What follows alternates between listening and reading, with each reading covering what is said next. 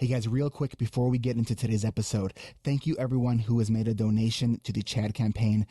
You can get a link by just going to erictivers.com/Chad to make a donation there. There's a link there. But this is what I want to actually ask you about really quickly. I'm putting together some videos of people's experiences of Chad, because what I'm trying to do is help the larger community, the ADHD community, who are maybe not familiar with Chad, get more familiar with what Chad actually does. So if you are currently active and involved in Chad, if you are a member of Chad, if you're willing to share with the community on video, just take your cell phone, put it lengthwise, take a 1-minute video basically saying who you are in relation to ADHD, whether you're a parent, a person with ADHD, just what your relation is to ADHD, and what Chad does for you specifically.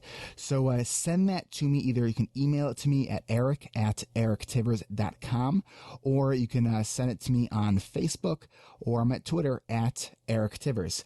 Thanks, and let's get started with the episode. ADHD reWired, episode number 56. This is the show designed to help those of us who have really good intentions and a slightly wandering attention. My name is Eric Tivers. I'm a licensed clinical social worker, coach, and consultant. We know that starting can be the hardest part, so let's get started. But first, let me thank my sponsors. Are you looking for a painless solution for video conferencing without the headache of complicated configurations? Go to erictivers.com/Zoom and get a Zoom room. Zoom is the video conference platform I use for my coaching group, and now I'm using it for podcast interviews. If you're a business owner or a coach, you've got to check out Zoom. Zoom also has plans designed for educational institutions and for healthcare and mental health providers who need HIPAA-compliant security. There are plans designed to meet all of your needs. You can get a Zoom room now for free by going to erictivers.com/Zoom. Pro plans begin at just $9.99 a month. Go to erictivers.com/Zoom for the most ADHD-friendly way to connect with others, no matter where you are. That's erictivers.com/Zoom. Support for this podcast comes from Audible. For a free audiobook download, go to erictivers.com/Audible for a link for that free download and for some hand-picked recommendations. Go to erictivers.com/Audible for your free audiobook download. Hello, and welcome back to another episode of ADHD reWired. Now, I probably should have given you a heads up, but it just kind of came out this way. I know that for the past 50-some episodes, my episodes have been released on Monday, and I decided to change the date of my release. The reasoning behind this was, it was often on Fridays when I was kind of scrambling to finish the episode and then send it over to Richard, my assistant, who helps me out with kind of the post-production part of the podcast. And then what ended up happening was during the weekend, I was having to, in a sense, do work, and I'm trying to do things that I can do to be more productive during the week. And one of the things that I am doing and want to do is have a better work-life balance. That seems to be a lot of the intentions and the focus of people that I work with. And because I know for myself, I tend to work probably more than I would like to. So that's why this episode is coming out. So right now I am actually recording this on Sunday because I didn't want to kind of mess up my workflow for the week. But I was actually, what I was kind of happy about is that I felt very okay with the fact that this is not going to come out on Monday, even though it has a possibility of doing so. So I do want it to be consistent as when it comes out, but this is either, you're going to either get this in your feed on Tuesday or Wednesday, if you listen every week. But because podcasts are what they are, many people will go back and listen to that later, but I just wanted to let you know and give you that reasoning behind why there wasn't an episode on Monday. I'm just trying to create a better focus. So I want my focus during my weekend to be my family. So let's get into the content of this episode.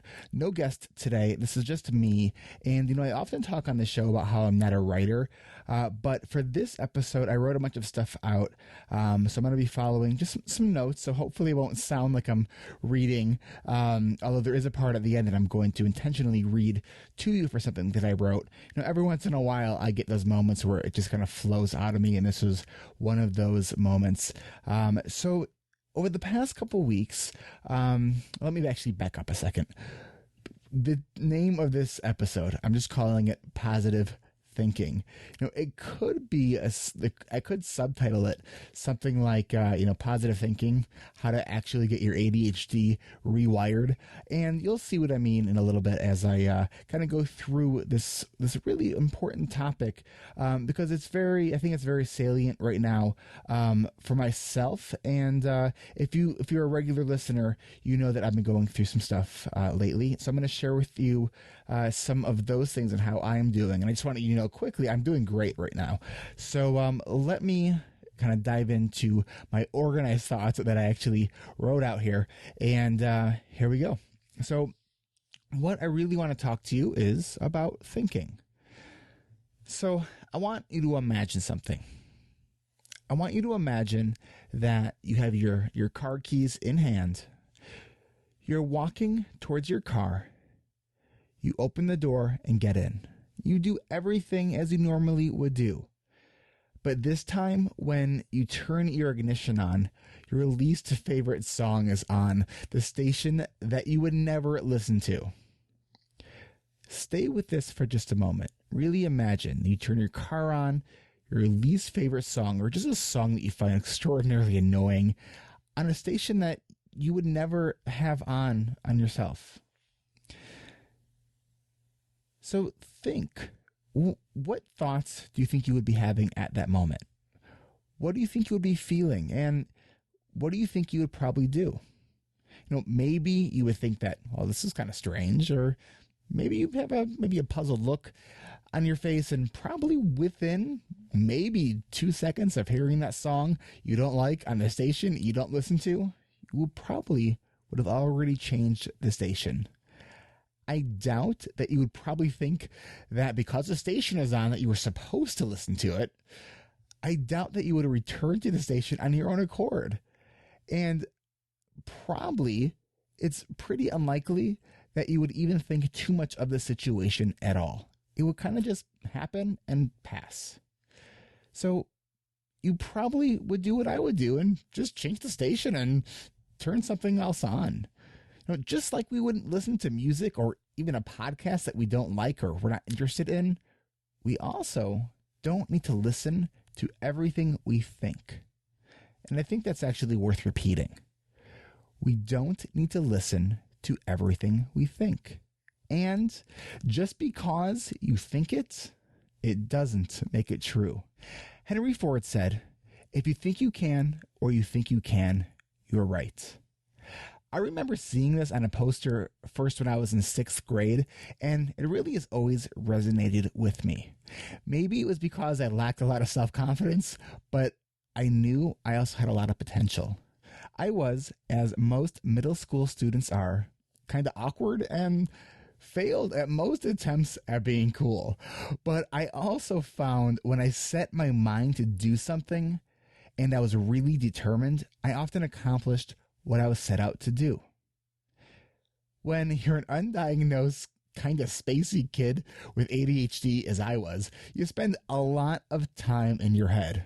Well, I guess I still spend a lot of time up there, but there are all kinds of thoughts happening up there, often all at the same time. But I think that I realized at a pretty young age the true power of thought. It can be easy to pay attention to negative thoughts. I think in some ways because, we tend to pay attention, to almost everything. So then maybe paying attention to negative thoughts is actually an issue of prioritizing, which is worthwhile mentioning is an executive function. The difficulty is identifying what is important to pay attention to and really what is not important. If there are things that are distracting, it's typically recommended to remove the distraction. And if the distractions are things like your coworker, spouse, roommates, or neighbor, you may just have to remove yourself, because we should do what we can to not make our distractibility other people's problems. But it's important to realize that most people do have negative thoughts. Whether they are thoughts of self-doubt, regret, fear, or even those kind of weird, odd thoughts that sort of seem out of the blue, the thing is, most of us don't pay too much attention to them, but some of us do, some more than others.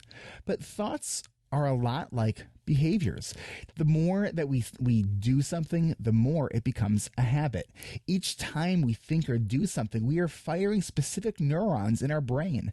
And the more we do something, the more ingrained it becomes in our brain, or the stronger these connections can become wired. There's an expression that says neurons that fire together wire together.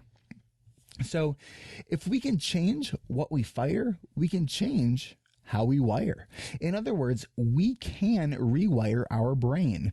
We can get our ADHD rewired. In neuroscience, we call this neuroplasticity. The idea that our brain, in a sense, is plastic, malleable, and changeable.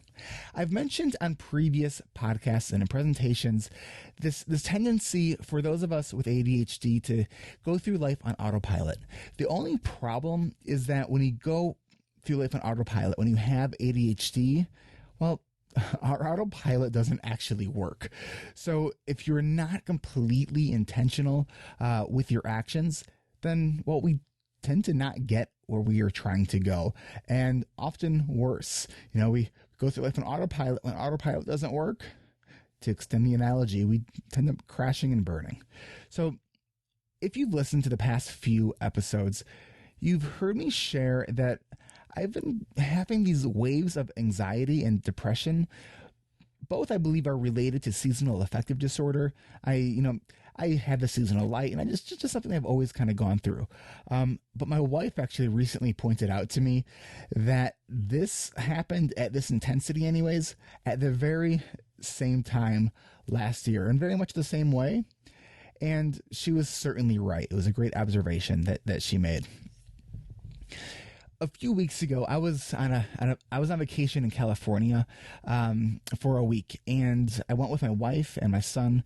We went from a Saturday to Saturday, which my in-laws are out there right now, or they were out there. They went out there for 6 weeks, and we got to go out there and see them for a week. It was really a badly needed vacation, but it was not until that Thursday that I actually finally started to kind of feel like I was unwinding and feel relaxed. So when I returned to my office that following Monday with the intention of the first thing that I would do when I got to my office, I was going to declutter to help me refocus my attention and energy at work. So I sat down at my desk, visually scanned my office, looking for a place to start, and I couldn't find one. I kind of felt overwhelmed by everything that I was seeing. I just didn't know what I wanted to do first. So I ended up playing a mindless game on my iPad. Over the next few days, I began to feel like my office was caving in on me. I have no windows in my office, and it was starting to feel kind of cluttered, and it was just really getting to me. All I was focusing on was how miserable I was in my workspace. I knew I needed to do something, and I needed to do something fast to get myself out of this funk. Part of that motivation of knowing that I needed to do something quickly is, my wife fortunately is able to stay at home. So I'm the sole bread earner, and I need to be able to work and be productive and create things of value that will, pay the bills and pay the mortgage. So anyways, I did what I would encourage anyone to do and overcome with this kind of feeling. And what I did is I reached out for help, and I talked to some people.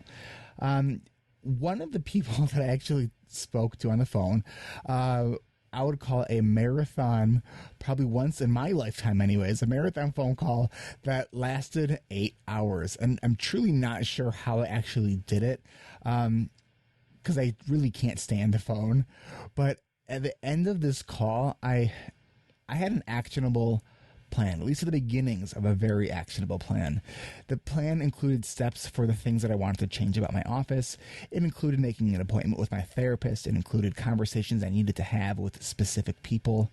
And I'm happy to say that I've already recruited a friend and colleague, since this conversation to help me with my office. We've already done a couple sessions at my office where we're starting to declutter, and I'm going to do some painting and going to do some rearranging. So this project is already underway. I've seen my therapist once. I've had conversations that I've needed to have, and let me tell you that it's truly remarkable the weight that I felt that was lifted after this conversation. It was truly extraordinary. So the day after this call, I arrived at my office. I unlocked the door, stepped inside the waiting room, and as I walked towards my office, I paused. And then I said out loud, I am so grateful that I get to work so close to home. I am so grateful for not having a long commute. I love that about my life. I said this out loud, and I said it with purpose and meaning. I felt it because it's true. I do love working so close to home. And with this thought, I felt to feel better about being in my office. That feeling of dread that I had been feeling truly seemed to begin to melt away. Now, I'm not saying that I don't still want to have a window in my office and that the changes to my office don't matter anymore, because they do, and I am moving forward with that. But what I'm saying is that by focusing on the positive and by doing so in a very intentional way has already helped me feel better, and it helped me feel better in that moment. Now, I'm not saying help me feel 100% better. It helped me feel a little better.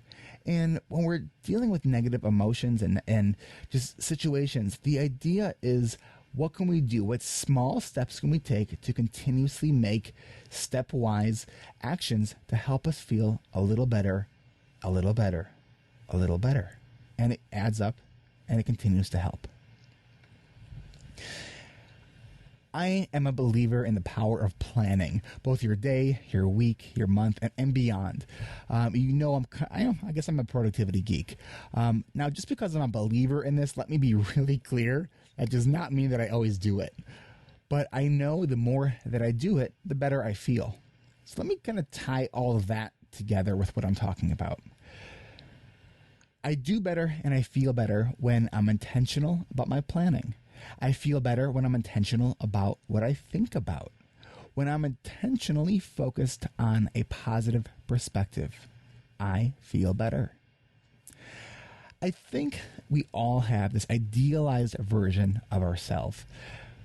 And when our idealized self is not in alignment with our actual self, it doesn't feel good. I think it's a cause of a lot of anxiety and depression in all people. And I think because ADHD can be thought of as this disorder of good intentions, I think we tend to have a bigger gap between who and what we want to be and what we actually do. I mean, how many times do we face a task like cleaning our office or our homes, and the first thing that pops into our mind is, I don't want to do this. Or maybe you have a call to return, and the first thing that pops into your mind is that you don't want to do that. Or maybe just the thought of making that call creates an intense feeling of anxiety, so you put it off. Or maybe we're working on a project and we have to move on to something else, but we don't want to stop because we're either enjoying what we're working on, or having difficulty transitioning, or maybe there's a thought about not knowing the next time that you're going to be able to get into that flow, so you don't stop. So you keep working. But what if who you want to be is someone who maintains an organized home, or someone who is known for promptly returning calls, or someone who puts their family before their work? If these are the things we want to be, if that is who we want to be, there's going to be a disconnect between our intentions of being present in our home, having an organized space, returning calls properly, whatever the thing may be. There's going to be this disconnect between that in which we want to be and what our actual actions are. And what if nearly every day you have an intention, but you don't follow through on it with an action? I know there are certain areas of my life that this is certainly true with. My biggest one, and this is no secret if you've been listening for a while, is leaving my office on time to spend quality time with my wife and my son. When I have a plan, it is much easier for me to execute that plan. The clearer the plan, the better the execution. A lot of people I work with in coaching or in therapy talk to me about their desire to create habits. I think we all want to create good habits, but I think this desire to create habits is so appealing because of what a habit is, in a sense that when it's a habit, there's not a lot of mental effort involved in it because it does actually go on autopilot. So when I'm working with clients, I actually encourage them to focus on the next actionable behavior that would actually help establish that habit. So basically, we want to focus on repeating those specific behaviors as much as possible so that a habit is an outcome of that repeated behavior. Let's go back to thinking. So what if we can get ourselves in the habit of purposeful, intentional, positive thinking?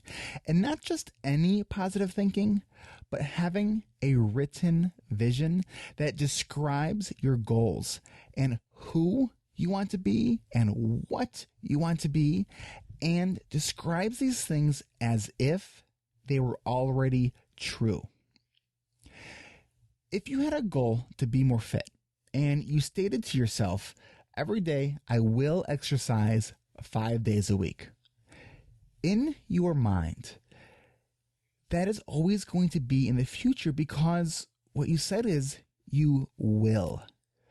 But if you repeat to yourself on a daily basis with some level of frequency, I am physically active and fit because I exercise regularly, your brain begins to pay attention to this thought. Just a few days ago while exercising, I decided to do this very exercise, and it truly has been very powerful. And I actually want to share with you what I wrote. But before I do, I'm going to take a quick break. Zoom video conferencing is so easy to use that with all the extra time I saved not having to configure complicated settings, I recorded this promotion. Support ADHD rewired and check out Zoom video conferencing. Go to erictivers.com/Zoom. Again, that's erictivers.com/Zoom. Get a Zoom. Today's podcast is brought to you by Audible.com. Get a free audiobook download and a 30-day free trial. Go to audibletrial.com/ADHD rewired. Check show notes for link. Before the break, I was getting ready to share with you my vision statements. What you are about to hear does not necessarily reflect my current reality. In fact, many of these statements are more just statements of desire. It expresses the things that I am aiming for.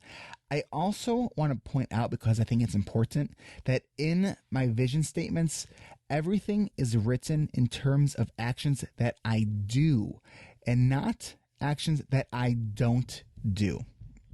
And you'll see what I'm talking about in just a moment. Here's an example. So because if one of my vision statements was, I do not eat chocolate cake, my brain is going to think about chocolate cake. And now I'm thinking about chocolate cake. But if I state that I eat fruits and vegetables, that's then what my brain thinks about. All right, what I'm going to share with you now is my vision statement. And like all things that I do, this is a work in progress. So this is my vision statement or vision statements as of March 21st, 2015. And let me just preface this by stating and just acknowledging, not as an excuse, but just, I guess, in a mindful way.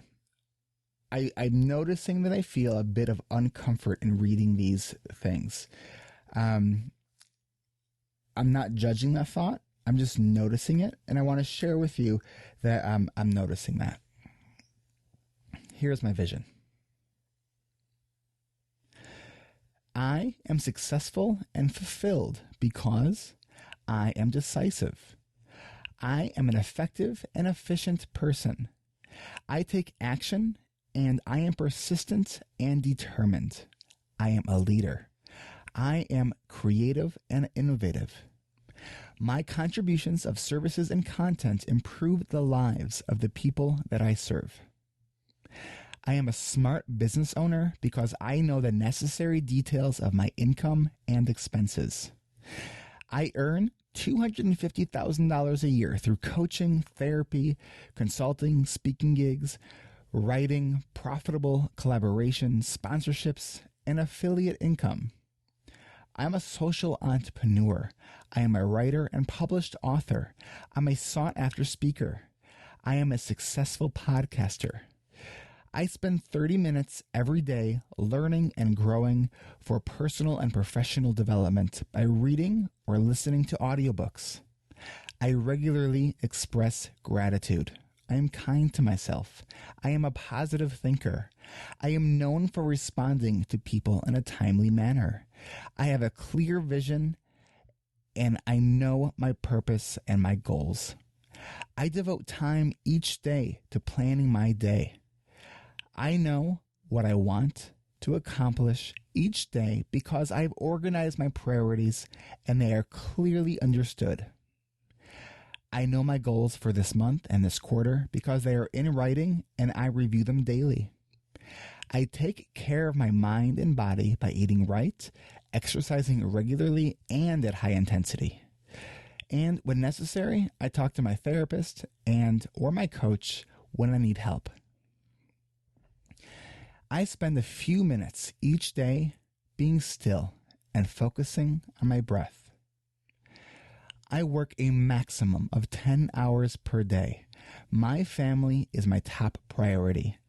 My wife and my son know this because I am home every night between 8 p.m. and 8:30 p.m. I am a loving and supportive husband and father. I have people in my life who I trust, who will provide me with honest feedback. I turn my lights out by 10:30 p.m. every night and wake up at 6:30 a.m. every morning. This is the most important of all my habits that contributes to success in all areas of my life. I review these statements on a daily basis when I wake up, before I go to bed, and at least once during the day. I accept my challenges by facing them head on and by fiercely working on them. That is my vision. That is what I believe. That is where I want to go. And by developing the habit of repeating these statements every single day, when a negative self-doubting thought passes through my mind, it's going to feel almost strange because in a very intentional way, I'm exercising this vision. This is who I want to be. This is what I want to be doing. This is how I want to be doing it.